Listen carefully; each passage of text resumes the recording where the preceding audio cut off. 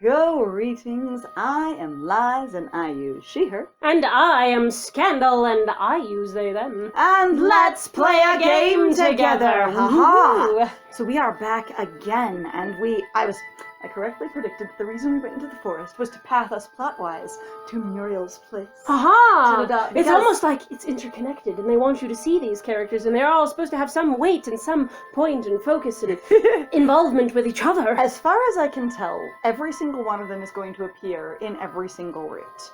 And I imagine that's for basically making you interested in all the other characters, so you'll play the whole game. Yes. Like, I imagine that's the convention. At any rate, look at this beautiful hut that doesn't look nearly tall enough for Muriel to live in. Right! The path ends at a small rock hut, hidden behind a few scraggly trees. Smoke trails from its dilapidated chimney, and a faint light glows behind the crack of the door. I have to say that if you have a dilapidated chimney, it's probably not doing its chimney job, just so you know, and thereby a smoky house. Yeah, pretty much. Very smoky house. You're going to suffer from probably, difficulty breathing, and or possibly just soft carbon monoxide poisoning, yeah, so that like headache, tummy ache kind of thing, sleepiness. Yeah, don't do that shit. No, bad. Someone must be inside. Why are we doing this, Nadia? It's fine. She strolls forward, rapping sharply on the door. There's no answer. Well, the reason we are doing this is because the indicators of safe path led us to this cottage, instead of staying in the warm, dry, comfy carriage for some reason. It's fine. It's okay. There's no answer. Hello. We require your assistance. It's quite wet out here, you know. She knocks harder this time. Hang on. I can feel the protection slipping from the last of the charms near us. It's like a sudden chill that swallows me up.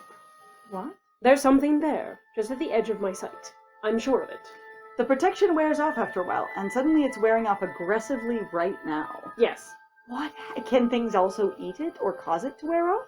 That's fine. I didn't actually, though, get the impression that Muriel's ability ever ate, basically, protection spells. That seems contradictory to what we know of it. So what I was getting is that basically the Lucio goat was eating it. Oh, that's possible. Because the bad thing following you, so it's eating away at the protection, like sort of wearing away at a shield. Right, but it's the ones closest to you. It's not the ones that are furthest away. Right. So ones, it got through the ones that were furthest away from you first, that are still active and doing fine, but the ones that are closest to you are suffering. But also, we didn't get any indication that a thing that is not safe trying to get at you is going to wear down the charms. Yeah, it's fine. Whatever. At any rate. It doesn't work for me, it's fine. I'm about to warn Nadia when a deep voice sounds from the other side of the door. Barely more than a rumble. Brrr. Muriel, go burr. Muriel, go burr. Burr. Okay. Go burr. Go away. Let us in. It's the cat. Oh, God, this is what why doesn't Nadia do anything? It's okay. We're clearly trying to be assertive for your MC that struggles with being assertive. Okay, but I'm speaking for her. It's the Countess. Excuse me! Royal coming through, asshole! Open up! Okay, but she's up at the door and has been knocking on the door and holding this one-sided conversation. And then, the door is this big, don't you know? And then when there's an answer, with her still standing in front of the door, and you not next to her or up there, because you see her at the door. Yes. You yell from behind her through the door. Basically, you interrupt her conversation of trying to access the person inside the house by then interjecting with your own opinions. Why? Why not let her speak for herself? She's already been doing this action and she's asked nothing from you.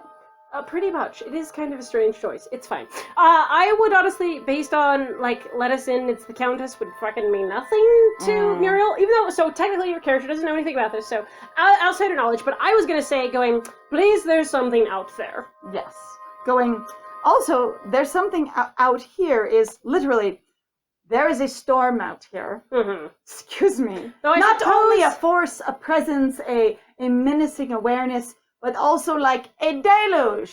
There is a deluge out here. Excuse me, I'm getting rained on aggressively, bitch. My fashion is dying. I don't even care. My whole experience is dying, as well as some spooky shit going on. Please let in. I guess, technically with Cortisone, you'd have more of a let us in, it's the Countess, but that also seems very silly. Like, So- again, like, your point of going, why the fuck are you talking from behind Nadia, when Nadia should be the one to say this crap? And again, it's sort of like interrupting. Imagine you and a friend go up to a door, and they arrive at the door first. They knock, and then they speak to the person inside the house, calling for them, yelling for them. And then when an answer comes, instead of the person who had requested the response, you say something? Right? That's a really unnatural conversation progression. At least for me. Like, At least it feels weird. yeah. Like, it could happen, and I've seen it happen with, like, close friends or whatever, or Uh-huh. if the other person, if there's an indicator, like, she gives up, she backs off, she looks to you for assistance. But there's been no communication between you and her. Mm-hmm. So, yeah. So, based on at least for what I understand for the main character that they would like you to create based on all of their other writing, they're still trying to connect Nadia to things, so making her the Countess separates her from everyone. It Now, does. if you're gonna do for the character that they've created, you've got please there's someone out there, or out here, right? So because you're trying to go, hi, we're people, we're just like you, please, you know. I say let us basically in. for the arc, it seems to Or humanize something, her and connect to her. Because the thing is again, what we're seeing over and over again is that she is aloof, above, and separate, and that she started separate because of her alienation with her family. And if you're trying to reconnect her, you need to bring her basically in on people's experiences. Mm-hmm. Though I am kind of, like, again, I'm having a weird thing going, I don't know why Corazon would ever say anything here at all, which is kind of where I want to more just go with please there's something out here, because that seems to go more with the plot itself and the character they're trying to convince you to play. Because Corazon, I don't understand why Nadia just wouldn't say this. Like I said, it feels weird for this to suddenly be the character, but yes, if it's sort of an official of, this is why we want him, then that could be a way to contribute. But yeah, again, I'm like, why is the MC suddenly talking? yeah, it's fine. Please, there's something out here. Please, there's something else out here. Mm. You can hear him grunt. You hear him. Just a long, Muriel go burr. a long, Muriel Muppet, goes burr on the other side. a long sort of Muppet sounding. Kermit the Frog has entered the chat. There's a long silence before I hear the loud clunk of the lock and the door swings slowly open. I love that there's like, you can see the crack of the door and light pouring out of it, so that like, even though the door is locked, there's still not a good seal at all. Like, why is your whole cottage so rickety? And the picture also indicates rain would be pouring through the roof, just filtered directly in by all the roots on the tree. Yeah, I don't get it. So I actually learned something recently about trees, including, so there's a palm tree called the double coconut tree. And you've seen the big double coconuts before? Yeah. Anyway, that is actually the largest and heaviest seed in the entire world. There's a really interesting evolutionary story behind it. But the thing is because the seeds are so heavy, they actually fall really close to the parent plant. But the way they're designed, they don't need as much space as a lot of other plants, like the way they're grown themselves. Right. And the way the parent plant is designed, they actually help water the new plants by the way it filters down them and then their roots to bring it out to the soil where the baby plants would fall. That would actually make sense also in regards to, so like if you guys ever seen mangrove forests, one of the big reasons I think why their bark one is so slippery is because they can convey water away from themselves. I was going to say, and the Because thing they get is, overwatered otherwise. Believe it or not, plants actually only like a certain amount of water. I say, and the thing is here is with the way the roots are drawn in the picture, they would be directly pouring water into the house, just running it down the tree and into the house itself. And so you wouldn't even have like, oh, a little bit of a drip is happening whenever rain comes down. It's like I'm collecting water from the whole tree and funneling it down the actual like trunk into your house. So that is actually a thing to keep in mind. If you ever see any trees that have a lot more what you would term more exposed root system, that is because the tree, there's a lot of rain in that area, or the tree gets more water than it wants. And it's trying to keep itself dry and Yes. avoid mold and root rot. Exactly. Yep, all right, here we go. Ta-da! Swing slowly open. The figure that greets us fills up nearly the whole doorframe, and then some. Nearly the whole door frame and then some. Sounds directly contradictory. They almost do this, but also more than this. Which is sort of hilarious. Like, that doesn't even really... Nearly fills up the whole doorway. And then some. What does that mean? I almost do this thing, but I almost do it closer? Well, I almost do this thing, but I more than do this thing, is what I'm hearing. It's like they're nearly as tall as a tree, and then some. It might also be a thing to be like, wow, you're huge. And also, like, it's sort of this thing of going, like, maybe like a more personal experience of being like, you're very large, the house is big, but also I feel like you should be as large to fill up the doorway, but you're not. Like, it's maybe like a presence thing and also like a physicality thing. So an actual, like, experience of looking at the person going, whoa, you're really overwhelming, you fill up my whole vision, but also you don't actually fill up the whole doorway, despite the fact that you're huge. Potentially. Could be some of that. Nadia has to crane her neck to meet his eyes. Still super annoyed about his damn collar and going, how would you be hygienically safe and not have, like, welts and sores and blisters and whatever under that collar if you never took it off ever? Well, I'm also just like, I hope that the cloth underneath it actually goes up and under it, because you are going to run into that issue. Like, a lot of chafing. A lot of chafing. Actually, that was a thing that I always kind of laughed about, where people, like, have these exposed, like, necks or flesh next to something that is extremely hard and rigid. Particularly, so I was a band kid growing up, and when you have the really stiff-necked collars, you had a lot of complaints from, like, kids, and even if you went to, like, older, like, individuals, like adults in marching bands, they would specifically complain about, if you're not careful, if it's fitted poorly, you will literally gouge into the sides of your neck or wherever it is just too stiff, because flesh is very soft. I was gonna say, and my brother was in band, and there was a discussion of going, if you hold your neck upright, then it's usually fine. But if you gesture around, it starts rubbing in. Because it's so stiff and so precisely fitted. Get in. Quickly. Aye. Flirt. He moves to the side and lets us into the hut. The moment we pass the threshold, he shuts the door behind us. We have water pouring off of us onto the floor. We realize water is pouring in through the roof as well. This is not much better. Aye, disappointment. The floor is made of mud. Congratulations. Everything is up on wooden blocks, though it's still damp. It's not in the mud. It is regret. The hut is sparse and cramped, cold despite the fire lit up in the pit on the far wall. That's not a pit. That's a beautiful hearth, excuse me. That's a hearth. That is actually a hearth. That is not a pit. So, it's fine. There aren't many personal effects scattered around, just a single shelf of knickknacks, which we noted last time are actually up in this corner where the little bear is, so you have the roots that come down. So funny enough, there are technically two full shelves, one of them being the pantry shelf with, like, the goat statue, and the other one being the shelf with the bear. Oh, that's true. Two shelves. Why does he have a goat statue, actually? A bust of goat, or bust of cow, or bust of something? Yeah. Yeah, I don't know. A large stick rests against the small bed, a pile of wood shavings, and an obsidian carving knife on the floor near it. I cannot thank you enough for opening your door to us in our time of need, Mr. The hulking man tenses a little at being addressed directly, and then lets out a low breath. Reluctantly, he lifts his hands and lowers his hood. Because you can't tell someone your name without taking your hood off first. Yeah. You know, he can't Aragorn it. Either that, or he really is just having this experience of, I do know who you are, and I'm trying to be respectful. Which, I mean, if knowledge of the royalty works the way I think it does, then he totally knows who she is. Or it's just what he considers to be polite. Could be. And you go, don't introduce yourself in the shade. Oh my god, but imagine he's in his hut with the water pouring in there because of all the roots, breaking through the roof of it and the water running down the tree, right? And so the reason he's wearing his, leather hood is so that he doesn't get wet, right? It's treated, And then he pulls it down and suddenly just starts getting really damp when he's like, here, talks to you. Nadia, in the meantime, trying to sort of casually wring herself out kind of thing and just soaking his floor more. Him. You're such an asshole. A mess of shaggy brown hair tumbles out, falling in a curtain around his face.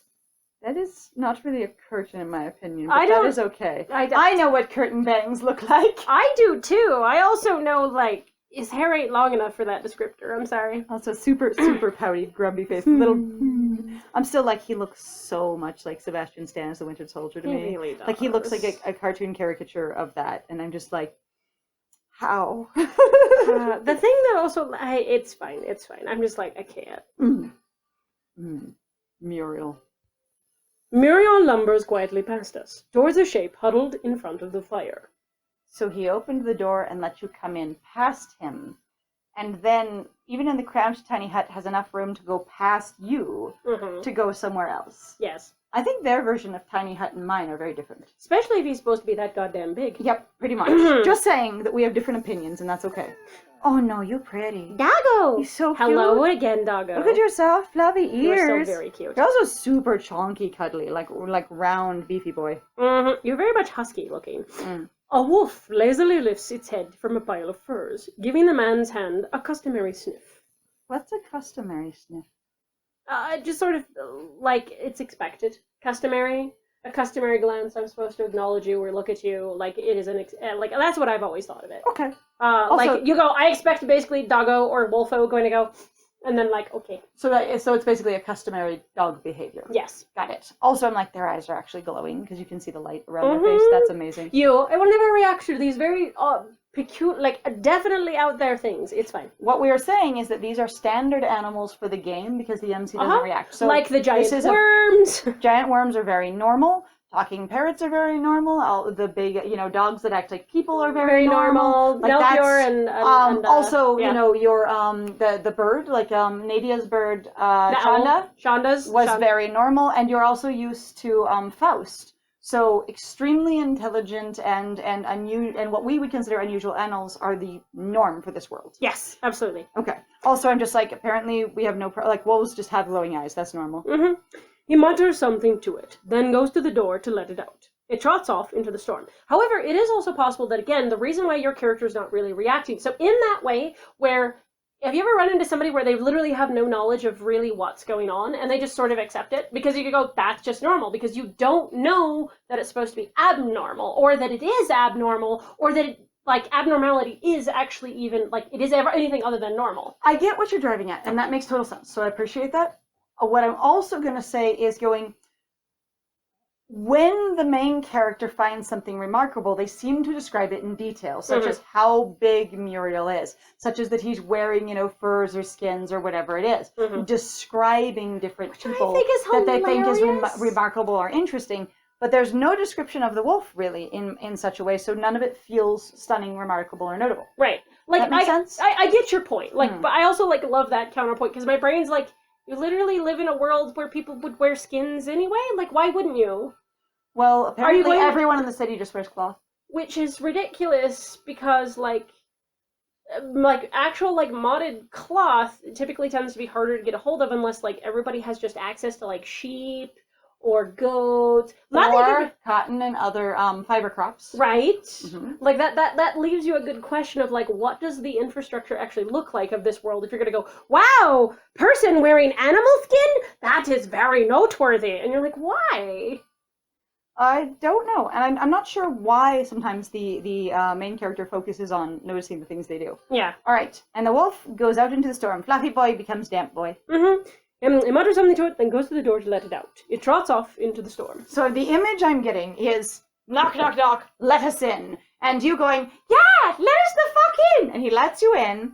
And then you walk past him. He closes the door. Then he walks past you and goes to talk to a wolf. And then walks past you again to go let it out. In this space that's super, super tiny. So I'm imagining both of you come in and stand there going, I can't go any closer to the fire or I might get burned. And take up the other half of this tiny little cottage. Mm-hmm. And he just kind of sidestep scoots around you sideways. Goes to the wolf. And then sidestep scoots back while the wolf walks past you against your thighs, basically. And then he lets them out and then he kind of stands locks there. The door and he he locks the door behind it, and it turns towards us once more. It just sounds really adorable, kind of thing, very serious situational comedy kind of thing. It's really slow though, Yeah, him just really politely, arms out sideways, he's scooting against a wall, just doing the crab sidestep kind of thing. Everybody just sort of awkwardly. Corazon and Nadia, this is fine. It's fine. Corazon, I hate every minute of this. You shouldn't be up there. There's nothing for you. He says to Hoomst. Also, there's nothing for you? What the fuck is this even? I'm fine. It's not safe, it's not a good idea, you're better off in here. There's nothing for you. Literally tells you and Nadia, the entire world outside of this hut has nothing to offer you. In one statement. That also doesn't make sense to me at all. That is a really, non sequitur. To say, you shouldn't be out there. There's nothing for you. You didn't know that we existed until we came up to your door? Or just saying, don't go outside now that you're here because I will take care of it? What is this? I also love the 1, 2, 3, 4, 5 different kinds of straps and belts. Yes. It's so amazing. He's trying to be a Final Fantasy character. It's okay. But he lost his shirt somewhere, so it doesn't work quite as well. But I mean, the asymmetry is there, so peak Nomura, is totally there. It's fine. There. I quite agree. There's literally nothing out there for me anymore now that my sisters have all betrayed me. And also that I need to go see Vulgora. Nope. Nope. No, nothing. Nothing necessary. There's no longer any mystery, there's no longer any city. All of my ambitions and desires have vanished.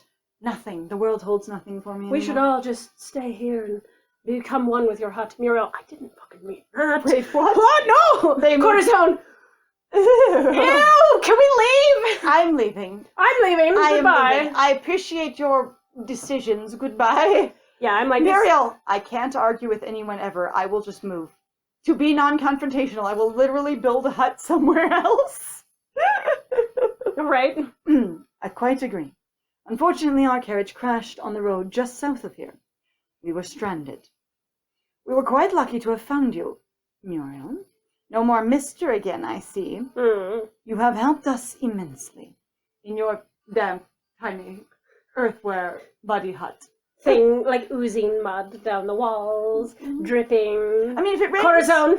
if it rains frequently, you wouldn't have a lot of mud I anymore. want to go home to Asra immediately. Goodbye. Immediately, you know what? I think this job is a bit. I'm not old enough for this. I suddenly decided that, you know what? Today I'm not old enough. I need Daddy, to go help home. me. Help, Dad. It was gross. It was so bad. Oh my It was God. so bad. I hated every minute of it. Mm-hmm. Ew. Okay. Flesh crawl.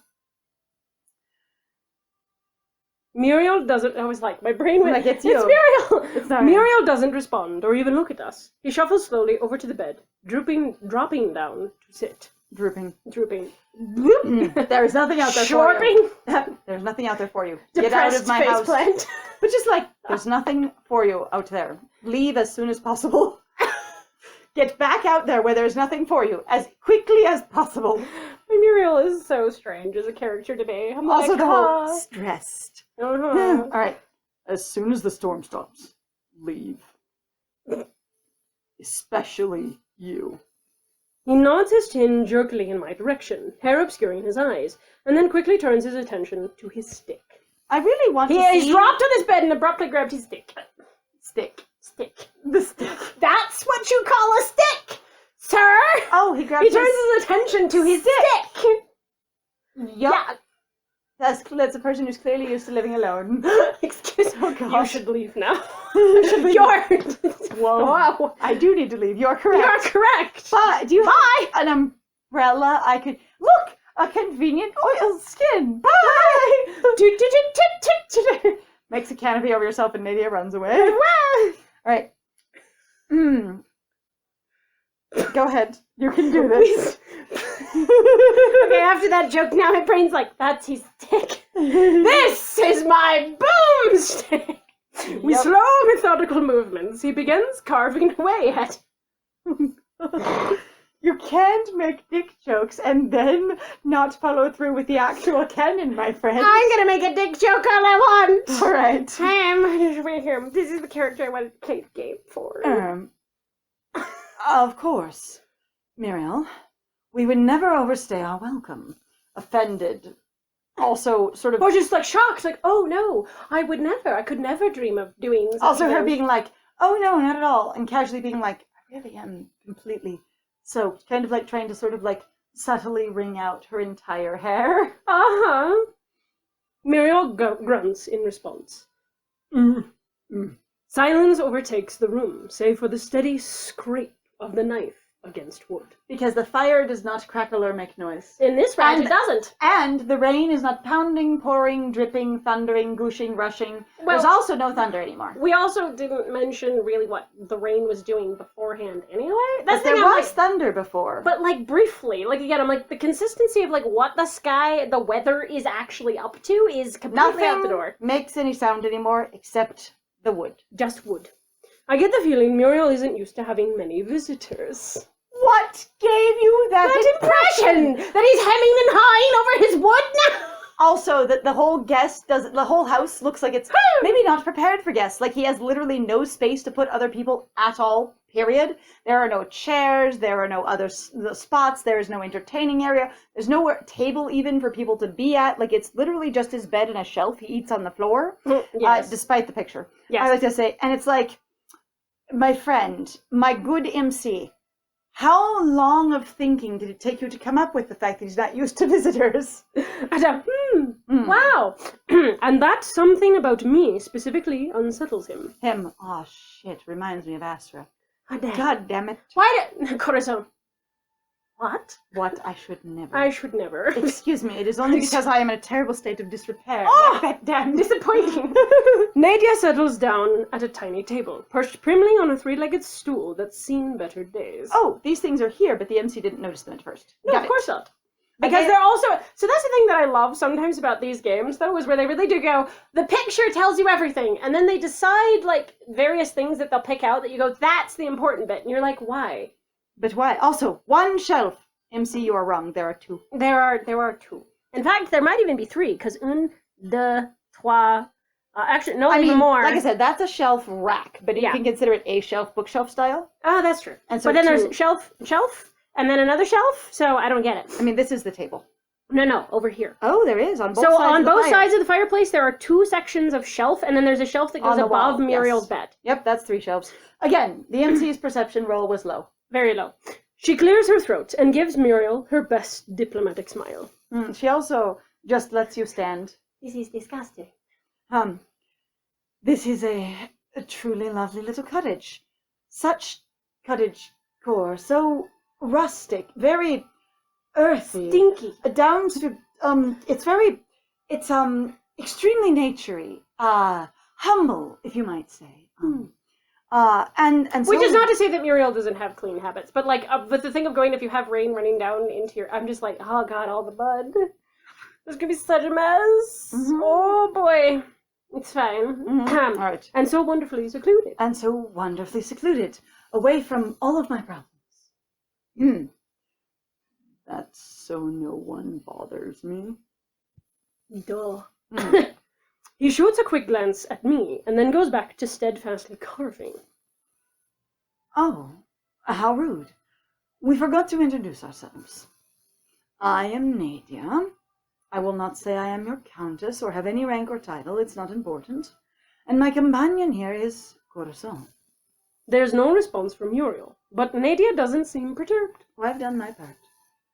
So, you live out here all alone. She has also put in a lot of thinking to realize that he doesn't usually entertain guests.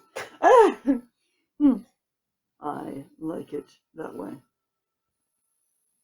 I see. But does it not get dangerous for you? These woods are not very hospitable. How Looks are you? at the largest, sturdiest, most badass-looking man you've ever seen. Mounted man. Are you not Danger? in great danger just Nadia existing? looks at Muriel. You are a baby. Mm-hmm. You are incapable. Oh, poor thing.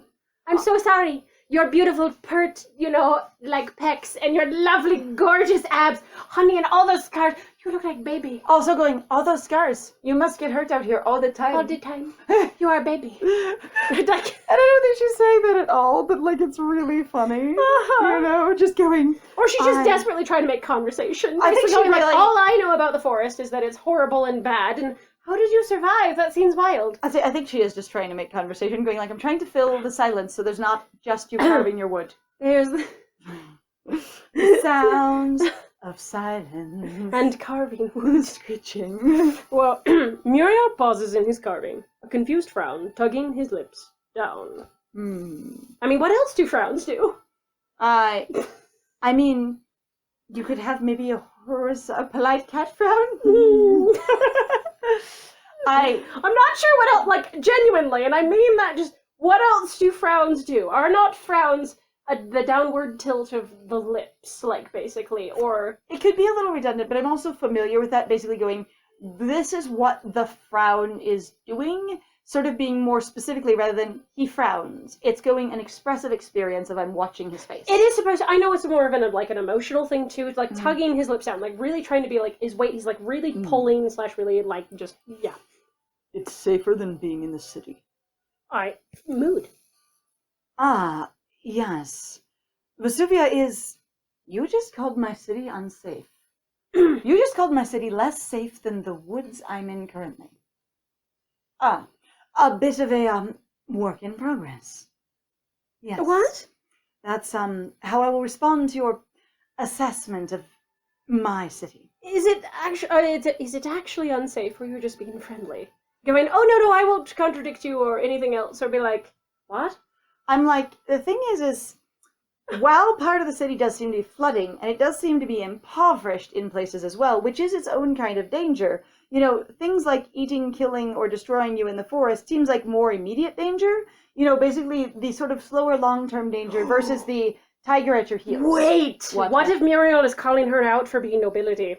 Less dangerous out here, because at least I don't have crazy people who are in charge? Well, and the thing is that's why I assume she was kind of basically offended of going, you just called my city more dangerous than this forest. Or again, she doesn't realize it because she's so sort of wrapped up in her own experience that he's kind of like, it's better to be out here because then I don't have somebody oppressing me. And she's like, ah yes, the city is it has its problems. Because again, she said before, I am above the law, sort of thing. She does not consider herself to be like anyone else. I feel like she would completely miss that. If Muriel at all was talking about going like, at least I'm not with a bunch of, like, basically for him, social psychopaths, which is true. Like, to be a noble and going, I'm a better human being than you are, despite the fact that we all die and we all suffer and also, I not only make the law, but I can have it not apply to me at any time I want. Yeah, like, that seems pretty dangerous. And she could really just be like, oh yes, of course you're correct. The whole city is filled with lawlessness, things that I will correct because I am the noble, and I don't see that actually I'm probably part of the problem.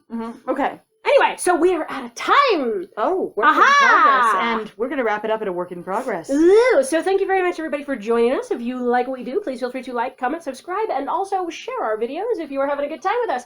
Please also feel free to go check out our Ko-Fi or our Patreon. We have some links in the description down below. Also, please feel free to go check us out on Twitch or on Instagram or on Tumblr. We exist in those places.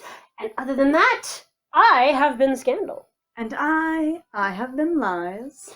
And it was great playing with you. Bye!